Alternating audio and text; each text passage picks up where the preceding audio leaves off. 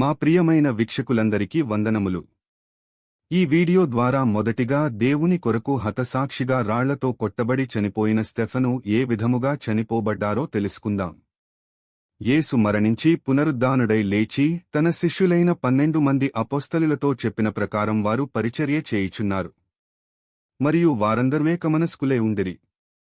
ప్రజల మధ్య అనేకమైన సూచక క్రియలను మహత్కార్యములను అపోస్తలుల చేత చేయబడుచుండెను. ప్రజలు వారిని ఘనపరచుచుండిరి. పురుషులను స్త్రీలను అనేకులు మరి ఎక్కువగా విశ్వాసులై ప్రభువు పక్షమున చేర్చబడిరి. అందుచేత పేతురు వచ్చుచుండగా జనులు రోగులను వీధులలోనికి తెచ్చి వారిలో ఎవనిమీదనైనను అతని నీడయేనను పడవలనని మంచముల మీదను పరుపుల మీదను వారిని ఉంచిరి. మరియు యెరూషలేము చుట్టునుండు పట్టణముల జనులు రోగులను అపవిత్రాత్మల చేత పీడింపబడిన వారిని మోసికొని కూడివచ్చిరి. వారందరూ స్వస్థత పొందిరి. ప్రతిదినము దేవాలయములోను ఇంటింటను మానక బోధించుచు యేసే క్రీస్తని ప్రకటించుచుండిరి. ఆ దినములలో శిష్యుల సంఖ్య విస్తరించుచున్నప్పుడు అనుదిన పరిచర్యలో తమలోని విధవరాండ్రను చిన్నచూపు చూచిరని హెబ్రీయుల మీద గ్రీకు భాష మాట్లాడు యూదులు సనుగసాగిరి. అప్పుడు 12 అపోస్తలులు తమ యొద్దకు శిష్యుల సమూహమును పిలిచి, మేము దేవుని వాక్యము బోధించుట మాని ఆహారము పంచిపెట్టుట యుక్తము కాదు.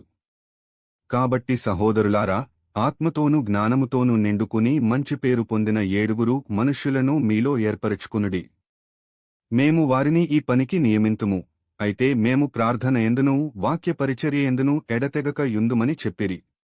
ఈ మాట జనసమూహమంతటికి ఇష్టమైనందున వారు విశ్వాసముతోనూ పరిశుద్ధాత్మతోనూ నిండుకునినవాడైన స్టెఫను, ఫిలిప్పు, ప్రొకొరు, నీకానోరు, తీమోను, పర్మెనాసు, యూదుల మతప్రవిష్టుడును అంతియోకయవాడును అగు నీకొలాసు అను వారిని ఏర్పరచుకుని వారిని అపోస్తలుల ఎదుట నిలువబెట్టిరి. వీరు ప్రార్థన చేసి వారిమీద చేతులించిరి. దేవుని వాక్యము ప్రబలమై శిష్యుల సంఖ్య యెరూషలేములో బహుగా విస్తరించెను. మరియు యాజకులలో అనేకులు విశ్వాసమునకు లోబడిరి. స్టెఫను కృపతోనూ బలముతోనూ నిండినవాడై ప్రజల మధ్య మహత్కార్యములను గొప్ప సూచక క్రియలను చేయుచుండెను. అప్పుడు లిబెర్తీనులదనబడిన సమాజములోనూ కురేనీయుల సమాజములోనూ అలెక్సంద్రియుల సమాజములోనూ కిలికియ నుండియు ఆసియ నుండియు వచ్చిన వారిలోనూ కొందరు వచ్చి స్టెఫనుతో తర్కించిరిగాని మాటలాడుటయందు అతడు అగపరచిన జ్ఞానమును అతనిని ప్రేరేపించిన ఆత్మను వారెదిరింపలేకపోయిరి.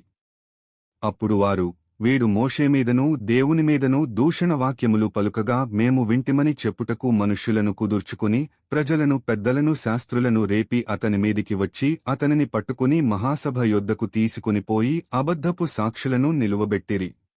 వారు, ఈ మనుష్యుడెప్పుడునూ ఈ పరిశుద్ధ స్థలమునకును మన ధర్మశాస్త్రమునకును విరోధముగా మాటలాడుచున్నాడు. ఈ నజరేయుడైన యేసు ఈ చోటును పాడుచేసి మోషే మనకిచ్చిన ఆచారములను మార్చునని వీడు చెప్పగా మేము వింటిమనిరి. సభలో కూర్చున్న వారందరూ అతని వైపు తేరి చూడగా అతని ముఖము దేవదూత ముఖమువలె వారికి కనబడెను.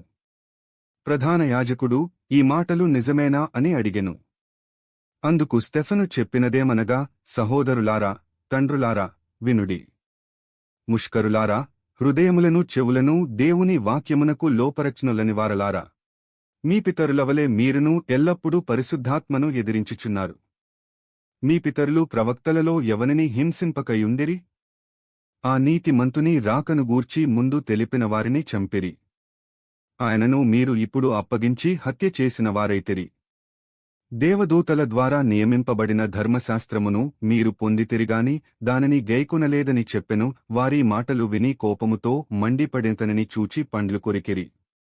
అయితే అతడు పరిశుద్ధాత్మతో నిండుకునినవాడై ఆకాశము వైపు తేరిచూచి దేవుని మహిమను యేసు దేవుని కుడిపార్శ్వమందు నిలిచి యుండుటను చూచి ఆకాశము తెరవబడుటయు మనుష్యకుమారుడు దేవుని కుడిపార్శ్వమందు నిలిచి యుండుటయు చూచుచున్నానని చెప్పెను. అప్పుడు వారు పెద్ద కేకలు వేసి చెవులు మూసికొని ఏకముగా అతని మీదపడి పట్టణపు వెలుపలికి అతనిని వెళ్లగొట్టి రాళ్లు రువ్వి చంపిరి. సాక్షులు సౌలు అను ఒక యౌవనుని పాదముల యొద్ద తమ వస్త్రములు పెట్టిరి. ప్రభువును గూర్చి మొరపెట్టుచు, యేసు ప్రభువా, నా ఆత్మను చేర్చుకునుమని స్టెఫను పలుకుచుండగా వారు అతనిని రాళ్లతో కొట్టిరి. అతడు మోకాళ్ళూని, ప్రభువా, వారిమీద ఈ పాపము మోపకుమని గొప్ప శబ్దముతో పలికెను. ఈ మాట పలికి స్టెఫను నిద్రించెను.